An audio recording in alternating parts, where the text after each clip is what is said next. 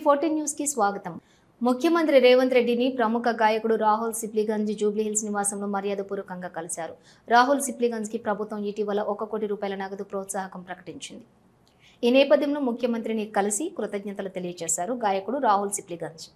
దొంగ ఓటింగ్ జరిగిందని అందరికీ అర్థమైంది. ఇలాంటి రాతలు అనైతికం కాదా? మీ పత్రికా ఛానల్ ఎంత అనైతికంగా ఇలాంటి వార్తలు రాస్తుందో మీరే ఒకసారి ఆత్మవిమర్శ చేసుకోండి అని ఈనాడు పేపర్ను ఉద్దేశించి మాట్లాడారు. కడప ఎంపీ వైఎస్ అవినాష్ రెడ్డి నిజమైన పోటీ జరిగి 5 ఓట్లతోనైనా టీడీపీ గెలిస్తే వారికి ఎనలేని తృప్తి ఉండేది, మాకు బాధ ఉండేది. కానీ ఈ విధంగా పోలీసులు సంపూర్ణ సహకారంతో వేలాది మంది టీడీపీ కార్యకర్తలను బూత్ల ఎదురుగా పెట్టి నిజమైన ఓటర్ల స్లిప్పులను లాక్కున్నారు.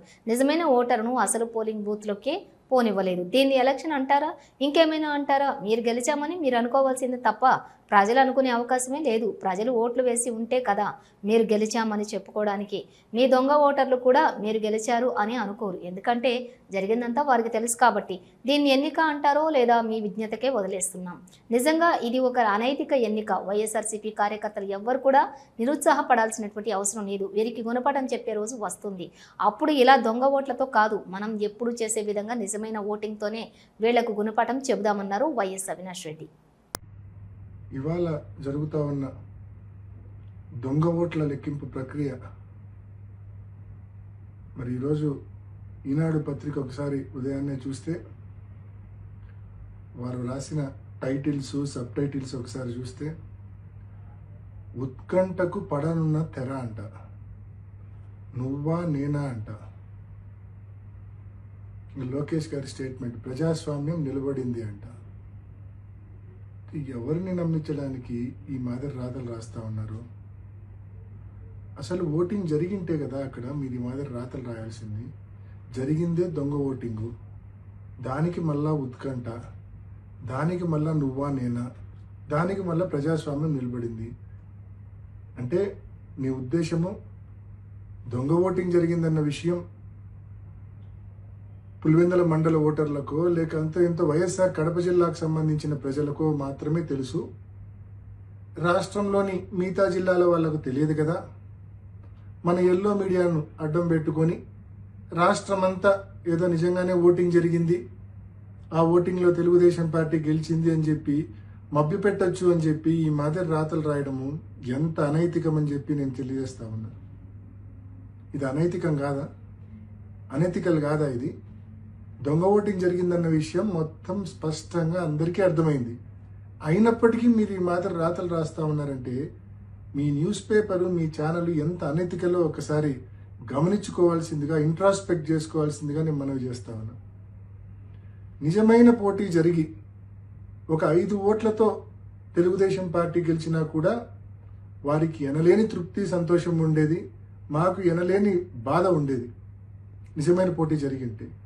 కానీ ఈ మాదిరి పోలీసుల సంపూర్ణ సహాయ సహకారాలతో వేలాది మంది తెలుగుదేశం పార్టీ కార్యకర్తలను ఈ 15 బూతుల దగ్గర పెట్టి, బూతులు ఎదురుగానే వాళ్ళని పెట్టి, మా పోలింగ్ ఏజెంట్లు లోపలికి పోకుండా అడ్డుకొని ఏజెంట్ ఫారాలు చించి, నిజమైన ఓటర్లు లోపలికి పోకుండా వాళ్ళ దగ్గర బలవంతంగా ఓటర్ స్లిప్పులు లాక్కొని లోపలికి వెళ్ళి దొంగ ఓట్లు వేసి, మరి ఈ మాదిరి జరిగిన దాన్ని ఎలక్షన్ అంటారా? దీన్ని ఎలక్షన్ అంటారా లేకుంటే ఇంకేమైనా అంటారా? మీరు గెలిచినామని చెప్పి మీరు అనుకోవాల్సిందే తప్ప ప్రజలు అనుకునే పరిస్థితే లేదు. ఎందుకంటే పాపం ప్రజలు ఓట్లు వేసింటే కదా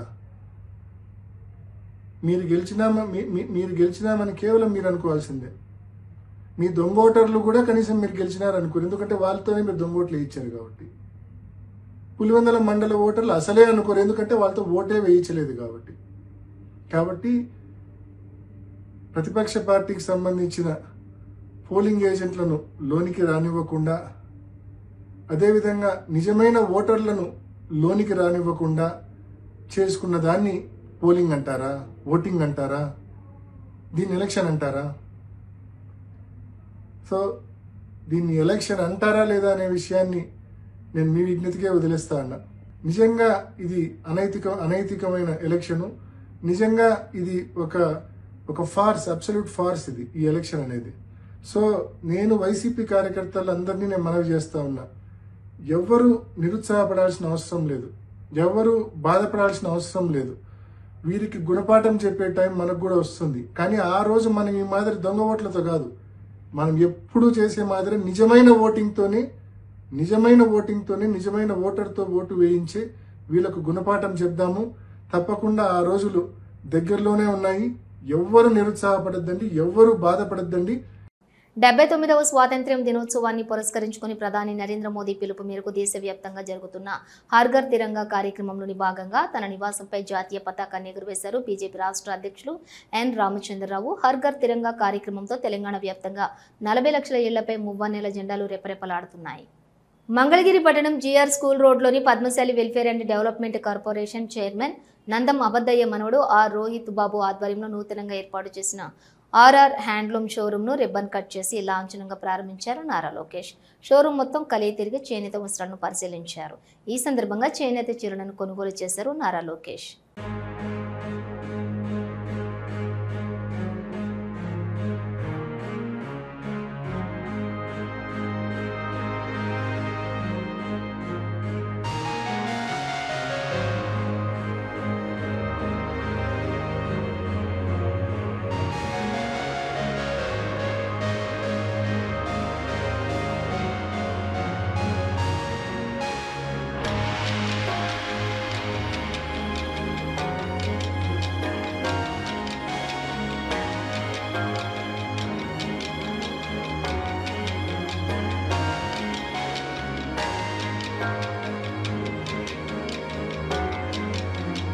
రైల్వే కోడూరు మార్కెట్ చైర్మన్ గా పదవీ ప్రమాణ స్వీకారం చేశాక మీడియాతో మార్కెట్ చైర్మన్ పగడాల వరలక్ష్మి మాట్లాడారు.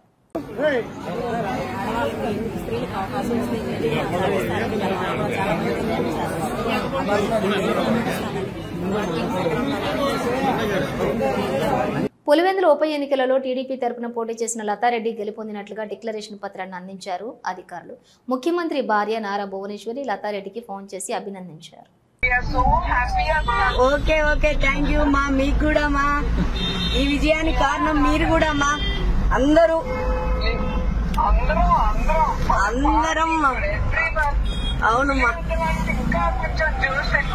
అవునవునమ్మా అవునవునమ్మా చాలా ఆనందంగా ఉంది మా. అవునవునమ్మా థ్యాంక్ యూ అమ్మా. థ్యాంక్ యూ అమ్మా. మీరు ఫోన్ చేసినందుకు చాలా చాలా సంతోషంగా ఉంది. Okay once again thank you మా. అవునమ్మా ఓకే ఓకే. మీ అందరి సహకారంతో నన్ను గెలిపించారు ప్రజలు కూడా. జై తెలుగుదేశం మా. ఓకే జై తెలుగుదేశం. ఓకే మా థ్యాంక్ యూ. ఓకే నమస్తే మా. కుమరంభీ ఆసిఫాబాద్ జిల్లా దిందా గ్రామ పోడు రైతుల అక్రమ అరెస్టులను అడ్డుకున్న బీఆర్ఎస్ ప్రధాన కార్యదర్శి ఆర్ఎస్ ప్రవీణ్ కుమార్ ఇతర నాయకులను అరెస్ట్ చేసి కౌటాల పోలీస్ స్టేషన్ కు తరలించారు పోలీసులు. పోడు భూములకు పట్టాలు ఇవ్వాలంటూ రోడ్డెక్కిన రైతన్నలను అరెస్ట్ చేయడం సరికాదన్నారు బీఆర్ఎస్ ప్రధాన కార్యదర్శి ఆర్ఎస్ ప్రవీణ్ కుమార్. రేవంత్ రెడ్డి న్యాయం చేయాలి.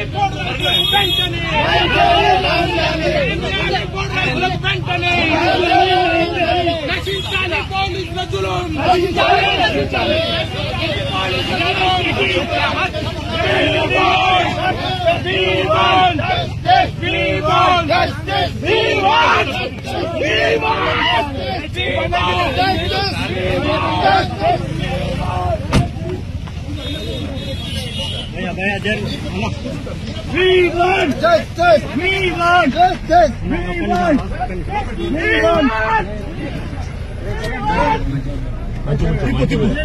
ఈరోజు మేము ఈ దిందా రైతులకు న్యాయం చేయాలని చెప్పి పోరాటం చేస్తుంటే ఈ రోజు రేవంత్ రెడ్డి మళ్ళీ ఇక్కడ పోలీసులను పంపించి మమ్మల్ని అందరినీ కూడా ఘోరంగా అరెస్ట్ చేసిండు. రేవంత్ రెడ్డి ఈ దిందా రైతుల ఉసురు నీకు తప్పకుండా తగులుతుంది.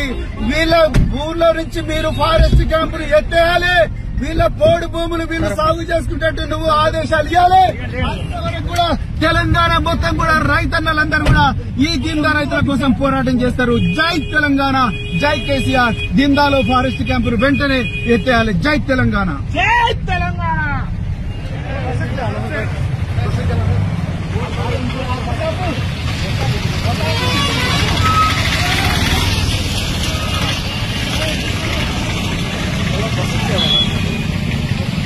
కరీంనగర్ నగరంలోని ఈ రోజు జరిగిన ఓ వివాహ వేడుకల్లో పాల్గొని నూతన వధువులను ఆశీర్వదించారు బీఆర్ఎస్ వర్కింగ్ ప్రెసిడెంట్ కేటీఆర్. ఆయన వెంట కరీంనగర్ మాజీ మంత్రి ప్రస్తుత ఎమ్మెల్యే గంగుల కమలాకర్ కూడా ఉన్నారు.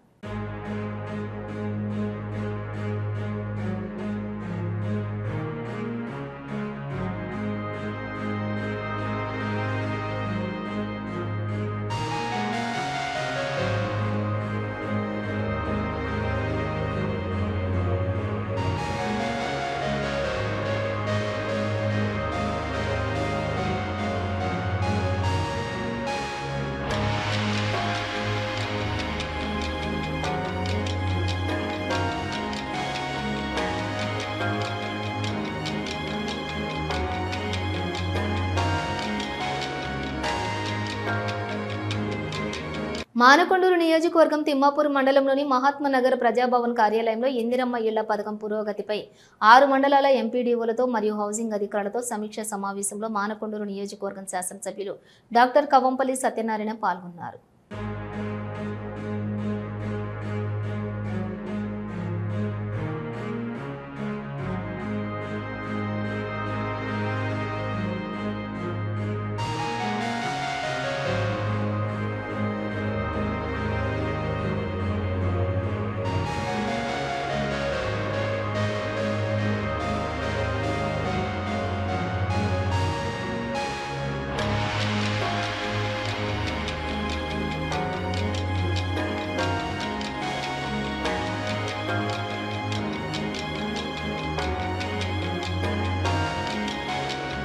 పశ్చిమ మధ్య మరియు దానిని ఆనుకుని ఉన్నటువంటి వాయువ్య బంగాళాఖాతంలో ఉత్తరాంధ్ర దక్షిణ ఒడిశా తీరాలకు ఆనుకుని నిన్న ఏర్పడిన అల్పపీడనం ఈ రోజు అదే ప్రాంతంలో కొనసాగుతుంది. ఇది రాబోయే 48 గంటల్లో పశ్చిమ వాయువ్య దిశగా కదిలేందుకు అవకాశం ఉంది. దీని ప్రభావంతో ఏలూరు, పశ్చిమ గోదావరి, తూర్పు గోదావరి, కోనసీమ, కాకినాడ, అనకాపల్లి, విశాఖపట్నం జిల్లాల్లోని చెదురుముదురుగా భారీ వర్షాలు, పల్నాడు, గుంటూరు, బాపట్ల, ఎన్టీఆర్, కృష్ణా జిల్లా, విజయనగరము, పార్వతీపురం, మన్యం, శ్రీకాకుళం జిల్లాల్లోని అక్కడక్కడ మోస్తారు నుంచి భారీ వర్షాలు కురిసే అవకాశం అయితే ఉంది. మరోవైపు కృష్ణానది వరద ప్రవాహం పెరుగుతోంది.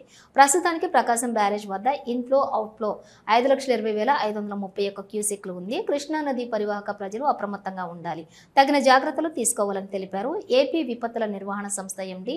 మహిళా బస్ కండక్టర్పై ఓ మహిళా ప్రయాణికురాలు దాడికి పాల్పడింది. ఫలక్నుమా నుంచి సికింద్రాబాద్ వెళుతున్న బస్సులో ఈ ఘటన జరిగింది. ఎక్కడ పడితే అక్కడ బస్సును ఆపమని సదరు మహిళతో కండక్టర్ చెప్పడంతోనే గొడవ మొదలైనట్లుగా తెలుస్తోంది. ఈ క్రమంలోనే మహిళా కండక్టర్ గొంతు పట్టుకుని కొట్టింది ప్రయాణికురాలు.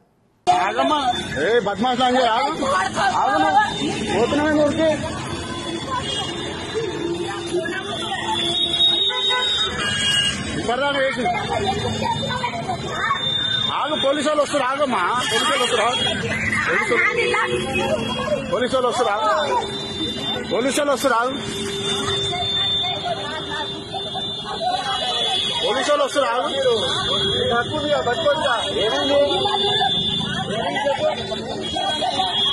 పైకి రా, దిగుతాను కోసం పైకి రా అమ్మా, బస్ స్టాప్ లో దిగా అంటే ఇటు దిగుతాను, గుడికాడ ఏడా ఆగదు అమ్మా, బస్ స్టాప్ లో దిగా అని చెప్పినాం.